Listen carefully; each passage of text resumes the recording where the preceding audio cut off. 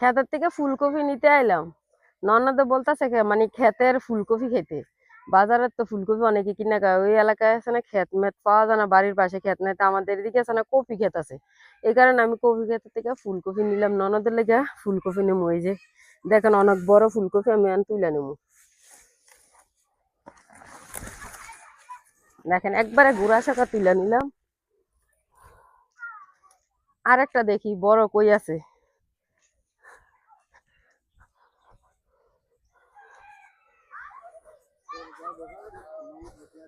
হ্যাঁ, ননদ শ্বশুর বাড়িতে যাইবো বলতাছে কি আমারে ফুলকপি দেওয়ার জন্য, এই কারণে আমি ননদের লেগে ফুলকপি নিতেছি। দেখেন এই কপিটা বড় আছে।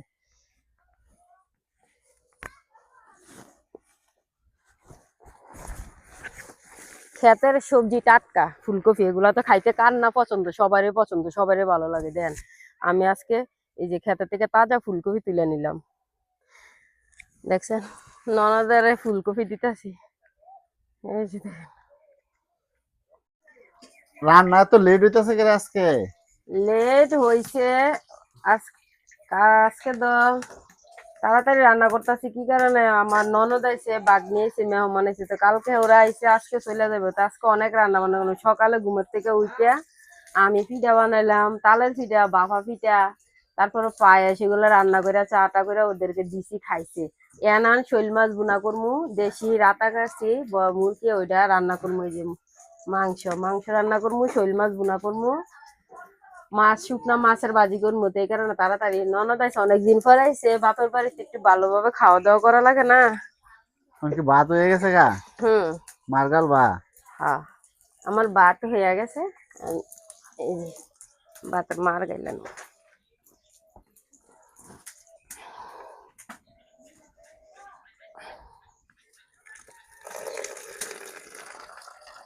ভাত হয়ে গেছে, আর ভাতের মার গাইলে তারপরে মাংস এক সাইডে দা মাংস, আর এক সাইডে দা মাছের বুনা করবো।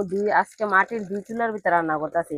গ্রামের মানুষ তো বেশি ভিড় হইলে মনে করেন রান্না বান্নার একটু চোট বেশি থাকলে, মেহমান আসলে তো 1 চুলাতে রান্না হয় না, 2 চুলার ভিতরে রান্না বসালে তাড়াতাড়ি হয়। আর 2 চুলার ভিতরে রান্নারও একটা মজা আছে। যেন সকাল সকাল উঠে অনেক রান্না বান্না করলাম, করে ওদেরকে খাওয়াইছি। আর আজকে চলে যাবে ওরা। ওরা কেডা? আমার ননদ আর ভাগ্নে আর আসছে। কালকে ভাই আসছে, বিদেশ, আজকে চলে হ্যাঁ যাবো? ভাই বিদেশ থেকে আসছে, তো বাইরে দেখার জন্য আইছে।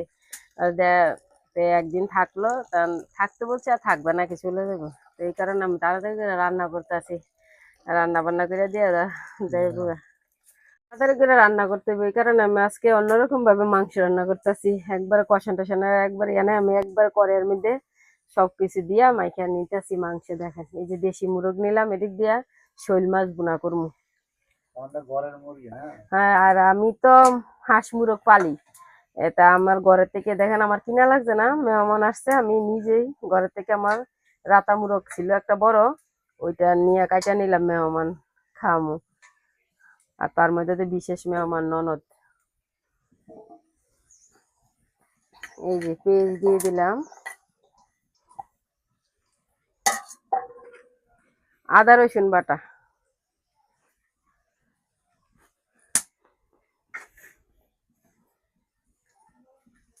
জিরা বাটা,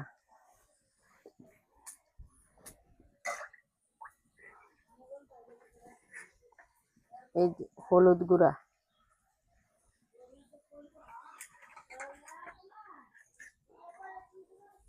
মরিচ,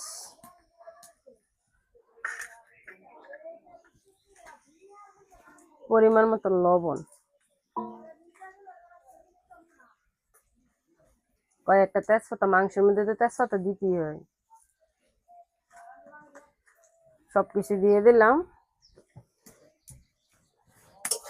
আর এটা পেঁয়াজ ভাজা নিতে আসি, শোল মাছ ভাজা নিলাম, শোল মাছ বুনা করবো, এই কারণে।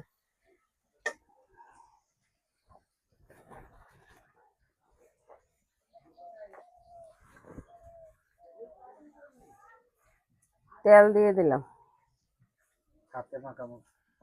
হাতে মাখা মাংস আজকে আমি হাতে মাইখা সব মশলা দিয়ে আজকে মাংস রান্না করবো। এইভাবে দেশি মুরগি রান্না করলে খাইতে অনেক ভালো লাগে, স্বাদ হয়। তো তে আমি আজকে এইভাবেই রান্না করবো। সাথে কয়েকটা টমেটো দিয়ে দিলাম। মশলা আমি ভালোভাবে মিশিয়ে নেব হাতে।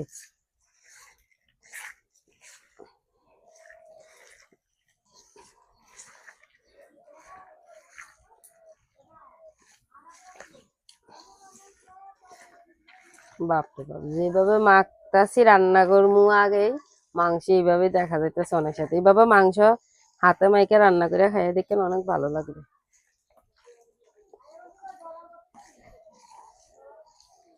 আমি সব বাটা মশলা দিলাম হাতে, বাইটা নিলাম পাটায়। আমি কোনো এক্সট্রা কোনো মশলা আমি গুঁড়া দিইনি। সামান্য একটু জল দিয়ে দিলাম, মাংসটা কষিয়ে নেব। আমি এই যে এদিক দিয়ে বসাই দিলাম, আমার মাংস এদিক দিয়ে হইব আর এদিক দিয়ে আমি মাছের ভুনা করে নেব।